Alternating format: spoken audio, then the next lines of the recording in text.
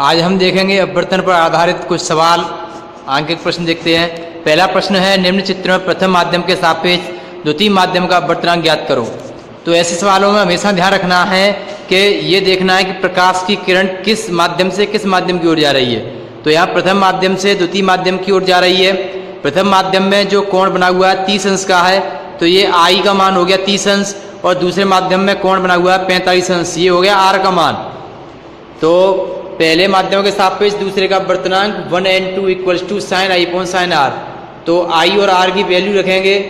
Sign 30 की value होती है 1/2, साइन 45 की वैल्यू होती है 1/√2। तो इसे सॉल्व करेंगे, ये हो जाएगा 1/√2। यही इसका आंसर होगा। आइए दूसरे सवाल पर चलते हैं। निम्न चित्र की सहायता से द्रव के अपवर्तनांक की गणना कीजिए। तो इसमें वायु से प्रकाश की किरण जा रही है एक द्रव के अंदर।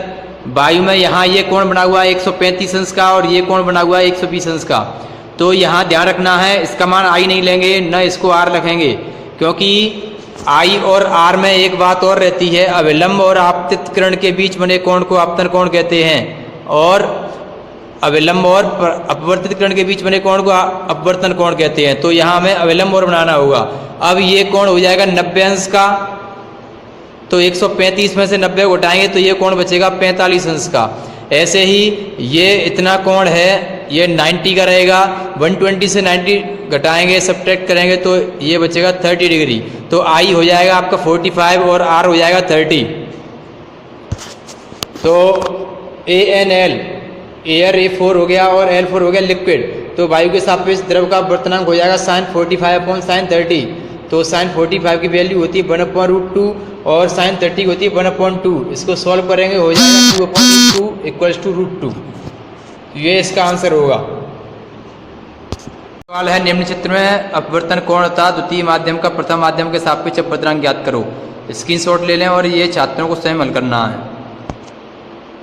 अगला सवाल है, वायु में प्रकाश की चाल 3 × 10⁸ मीटर प्रति सेकंड है। तो उस माध्यम में प्रकाश की चाल ज्ञात कीजिए जिसका वायु के सापेक्ष अपवर्तनांक 1.5 है। तो ध्यान रखिए, सूत्र है वायु के सापेक्ष माध्यम का अपवर्तनांक बराबर वायु में प्रकाश की चाल अपॉन माध्यम में प्रकाश की चाल।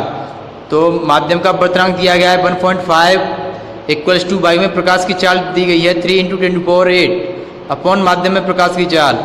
इसको कैलकुलेट करेंगे तो माध्यम में प्रकाश की चाल हो जाएगी 3 × 10⁸ अपॉन 1.5। तो ये हो जाएगा 2 × 10⁸ मीटर प्रति सेकंड।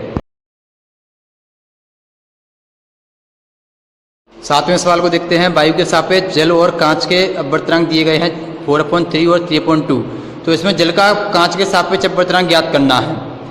वायु के सापेक्ष जल का मतलब ये हो गया ANW, और वायु के सापेक्ष कांच का मतलब ये हो गया ANG।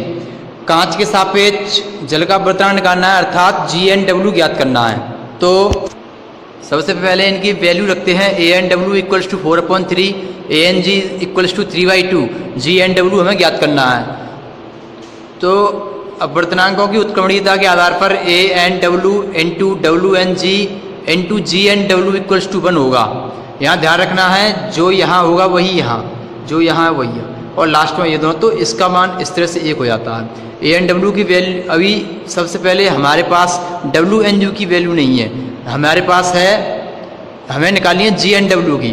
तो इसको हम लिख सकते हैं 1/GNW।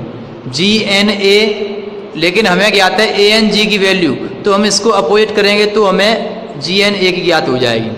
तो इन दोनों की ये हम लिख लेंगे 1/GNW और 1/ANG। अब ANW की वैल्यू थी 4/3 और 1/ANG की वैल्यू है 3/2। ये यहाँ पर GNW यहाँ के गुणा हो जाएगा, तो GNW की वैल्यू हो जाएगी 4/3 इंटू ये उल्टा हो जाएगा 2/3। तो इसका हो जाएगा 8/9। 8वें सवाल में जल और कांच के अपवर्तनांक दिए गए और कांच के सापेक्ष जल का अपवर्तनांक ज्ञात करना है। तो इसके लिए प्रथम माध्यमों के सापेक्ष दूसरे माध्यम का अपवर्तनांक का सूत्र लगाना है। माध्यम 1 में प्रकाश की चाल बट्टे माध्यम 2 में प्रकाश की चाल। 10वां सवाल 7वें सवाल की तरह ही किया जाएगा 3 माध्यमों वाले सवाल से। इस सवाल को पहले प्रकाश की चाल वाला सवाल हुआ है उसकी तरह करें। 9वां सवाल पीछे छूट गया था, इसको 7वें सवाल की तरह हल करके देखें। अगर हल करना ना आए तो मुझे कमेंट बॉक्स में कमेंट करें। या व्हाट्सएप करें।